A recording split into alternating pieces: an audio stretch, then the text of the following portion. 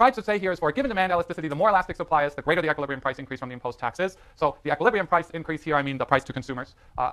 If you turn this around, I put it in brackets like we do in science, so then substitute more for less and smaller for greater, and that's the opposite side of the effect, but the direction is the same. Now, one question we want to ask is, who is hurt by this tax? Right? One big question is, well, we've already figured out the intuition of who the whole dollar doesn't get passed on to consumers, right? The price to consumers rises by a share of the dollar, and some of the dollar gets absorbed by producers. But the question here is, who gets hurt more? And one measure of measuring who gets hurt by a tax, meaning who loses a bigger portion of their surplus, consumers or producers, from this tax, is called tax incidence. So if you spell it like this, you'll get full credit. If you spell it like an incident, you get 0 credit even if you define it correctly, right? So do not spell this incident. TS here. I get angry, all right? It's tax incidence on consumers is the share of the tax that falls on consumers. Max, what do you mean by that? It's pretty simple, all right? All tax incidence says is what share of the total tax revenue, that big rectangle that we're taking out of consumer and producer surplus, what share of that rectangle is paid by consumers and what share is paid by producers? So I don't know if I want to draw the exact same picture again. Do I get to make use of my previous picture? I do, because I'm the boss. I'm going to use this exact same picture again because you can show this beautifully in here. So what you've got here is elastic supply, inelastic supply. So what I want to show is in these two markets, what is tax incidence for consumers and tax incidence for producers. So the total tax bill I'm going to frame in green. The total tax bill in both markets is this rectangle right here, right? It's exactly tau dollars high, and it's equilibrium quantity units wide. So this rectangle here, and if you compare this to when we did welfare for taxes, that's the total tax bill. And the picture on the right, it's actually not a picture, it's a graph. This is the total tax bill. So it's exactly equilibrium quantity dollars wide, right? And it's tau dollars tall. So what tax incidence says is it's much like a rectangular pie chart, like a brownie chart, is what share of this rectangle comes out of consumer surplus versus out of producer surplus. Can you tell this beautifully on here? You can, right? Otherwise I wouldn't bore you to tears with this picture. So consumer surplus before the tax was this triangle right here, right? Consumer surplus after the tax is this triangle right here. This is a portion of deadweight loss that used to be consumer surplus, and this rectangle right here that starts at the original free market equilibrium price and goes up to the new consumer price right here, this is the number of dollars that come out of consumer surplus that get passed on to the government from consumer surplus. So this thing right here,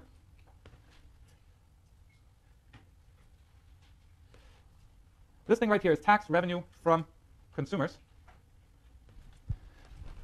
That's this rectangle right here.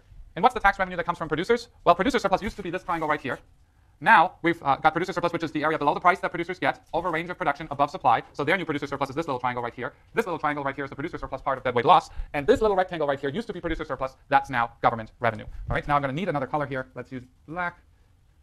So this thing here, that's tax revenue from producers. Okay? The same thing is true, of course, on the opposite picture here. This rectangle right here, the green one, is total tax revenue. The top rectangle, the line that's drawn through the overall triangle right here is the original free market price. So the top rectangle here, that's going to be tax revenue that used to be consumer surplus. This rectangle here is going to be tax revenue that used to be producer surplus. So instead of drawing this like a preschool picture here, I'm going to put some letters on this, and then we can actually write down a nice formula. So this top rectangle here is A. The bottom rectangle here is B. So tax incidence to consumers is equal to A over A plus B. Right? It's the dollars that came out of consumer surplus over the total tax revenue. It's the share of former consumer surplus in the total tax revenue. Now and it's a number between 0 and 1. Either none, all of it, or any share in between. Now what's tax incidence to producers? It's going to be B, the number of dollars that used to be producer surplus, over the total tax bill. So B over A plus B. It's again a number between 0 and 100%, and how big that number is depends on a huge number of things. But looking at this particular picture here, is tax incidence to consumers higher in the market with elastic supply or inelastic supply? So tax incidence to consumers is much higher in the market with elastic supply, right? That green rectangle here is a huge share of the overall tax revenue. In the inelastic supply market, A here, the top rectangle, is a much smaller share of the overall tax bill. So tax incidence, if it's bigger, it's worse for consumers. So consumers are worse off in the market with elastic supply than they are in the inelastic supply scenario if you charge them a specific tax. That was hard, all right? You should practice this, and you should explain this intuition to your friends. And if you can't, come see me. I'll explain it to you, and then you can explain it to your friends again. If you still can't do it, I'll come hang out with you and your friends and explain it to them, all right? You're going to have to buy me coffee, though. No, I can't drink beer with students. That's totally uncool. All right, let's do a couple more easy ones, all right? A couple more easy consumer and producer surplus figures. So just again, using this straw man of a perfectly competitive market as the perfect outcome, we're getting really, really close to a world where the perfectly competitive market does not describe reality, and we'll see that the market left alone produces a suboptimal outcome. We're about one lecture away from that. But for now, let's say you have a market, okay, and you want to impose a price ceiling. So what does that mean? Regulator looks at his or her favorite market. You have a supply curve. You have a demand curve. Equilibrium quantity is Q star. Equilibrium price is P star. we know that if that market is indeed perfectly competitive, this maximizes welfare, right? Consumer surplus is that triangle on top, producer surplus is the triangle at the bottom. You can't do better than that.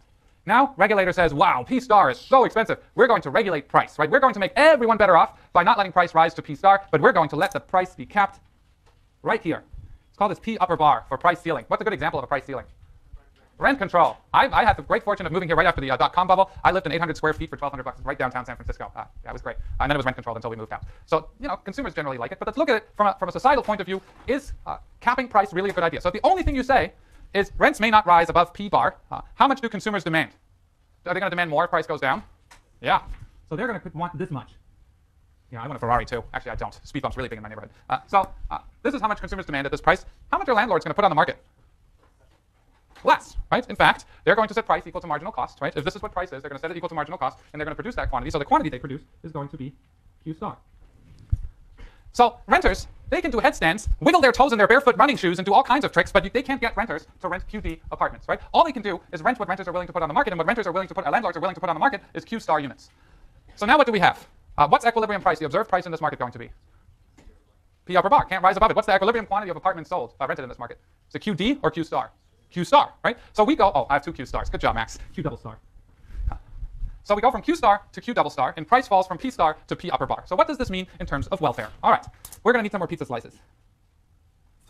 Here we go. I have A, B, C, D, and E. I'm going to do the perfectly competitive case rather quickly because we've done it 3 times now, right? Consumer surplus at equilibrium Q star is going to be A plus D. Producer surplus is going to be B, C, and E. So welfare is A, B, C, D, and E. At Q double star, what price do producers get? Well, equilibrium price is P upper bar, right? This is supply, this is quantity produced, so producer surplus is now C. Consumer surplus is the area below demand over the range of consumption above equilibrium price, so it's going to be A plus B.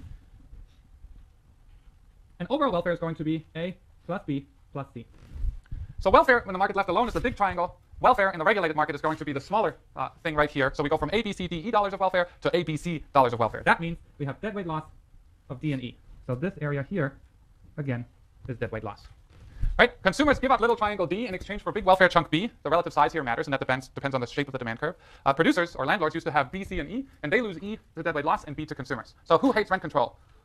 Landlords. And some renters should probably hate it too, right? Because they can't find an apartment at the low price. So rental housing markets are a really, really complex issue to study, especially since housing isn't uniform and lots of local public goods are bundled in the housing that you rent, right? So how close you are to a park, how good the schools are, how good the roads are, what police department looks out for you, and so on. So there are a few markets that are more politically charged than rental markets, especially when it comes to local housing markets, and it's a fun thing to study. So this is an oversimplification of what rent control does, because there are severe equity issues, and the devil here really is in the details. If your grandma rented a rent-controlled apartment, in 1920, and you're now living in it and still paying $9.50 rent downtown San Francisco, is that a good policy or not? So it really, what the true dollar costs are of rent control really depends on the specific type of rent control. So what this sketches out here really are just the overall issues of if you cap prices and you don't do anything else, you'll get deadweight loss. But there are huge equity issues involved too. What about the other thing? What about a price floor? Supply, demand, price, quantity, equilibrium price right here, equilibrium quantity right here. So producers go whining to the government, oh, price is so low, we're so miserable, we're really suffering. Could you please guarantee us some sort of price? Government says sure. They don't always do this. But let's say they put in P lower bar that looks like an R. That's my pathetic attempt at a P lower bar, P upper bar price ceiling, P lower bar price floor. So they're putting in a price floor above equilibrium price because a price floor below equilibrium price is really meaningless and not binding. So the question here is, what's going to be the equilibrium quantity? Well, at this high price, producers want to produce a lot. Right? This is going to be what producers want to produce. But at that high price, unless I have power over you and I can force you to buy a textbook, how many units are consumers going to want to buy?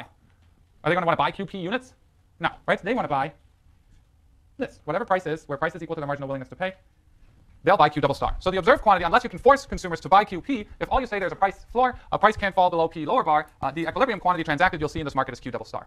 So let's do pizza slices again, but you can probably already guess it. The competitive consumer surplus here is going to be A, B, C, producer surplus D and E. We've done that 5 times now, so I don't really need to go through the details here again, but you should be able to do that. At Q double star, now the key thing here is to realize what's the observed price. The observed price is P lower bar. The observed quantity is Q double star. So consumer surplus is the area above P lower bar, below demand, up until Q double star. So it's going to be A. Producer surplus is the area above supply, out to Q double star, below P lower bar. So it's going to be B plus D. So welfare with the price floor is A plus B plus D. Under the perfectly competitive outcome, it's A, B, C, D, and E. And again, deadweight loss is going to be minus C minus E. All right?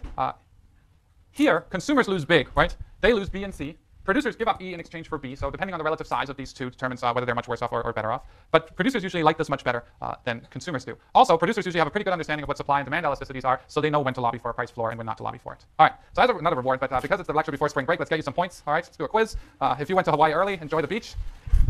Hope the weather's nice. So just rip out a sheet of paper.